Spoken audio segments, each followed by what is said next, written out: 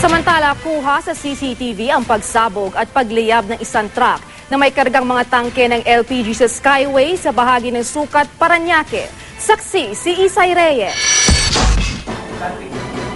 Sunod-sunod na pagsabog mula sa isang nagliliyab na truck na may kargang mga LPG tank ang nakunan sa CCTV video na ito sa bahagi ng Skyway sa Sucat, Parañaque. Kwento ng isang saksi, binabaybay ng truck ang Skyway nang biglang pumutok ang isa sa mga harapang gulong nito.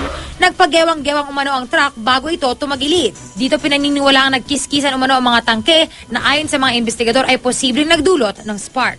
Ang mitsa raw ng unang pagliliyab bago ang mga pagsabog.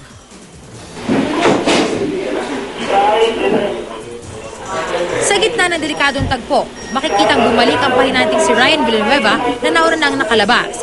Matagumpay niyang nailigtas ang driver na si Romulo Ramos. Agad silang isinugod sa ospital. Bigla naman po may sumabog yung gulong. May sumabog po siya, hindi naman ko alam kung gulong siya. Tapos pag dating niya po sa umikot, tapos bumaligtad. Tapos bigla lumabas po yung pahinante at saka driver doon sa bintana niya.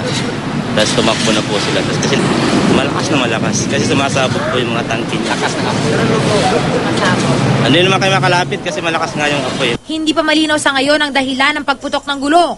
Kaya patuloy ang pakikipag-ugnayan ng mga otoridad sa may-ari ng sabing truck. Damage to property is number one.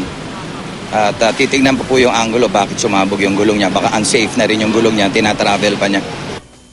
Matapos ang mahigit isang oras ng sunog, tustado ang kinalabasan ng truck, gayon din ang mga karga nitong LPG tank. 50 LPG tanks daw na sakay nitong truck na ito ang sumabog. Sa katunayan, sa mga oras na ito, napakainit pa nitong truck na ito. Nakikita nga natin na tunaw-tunaw din yung mga bakal nito. No?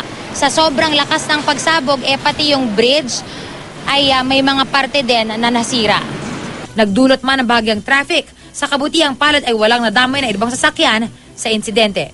Ako si Isay Reyes, ang inyong saksi.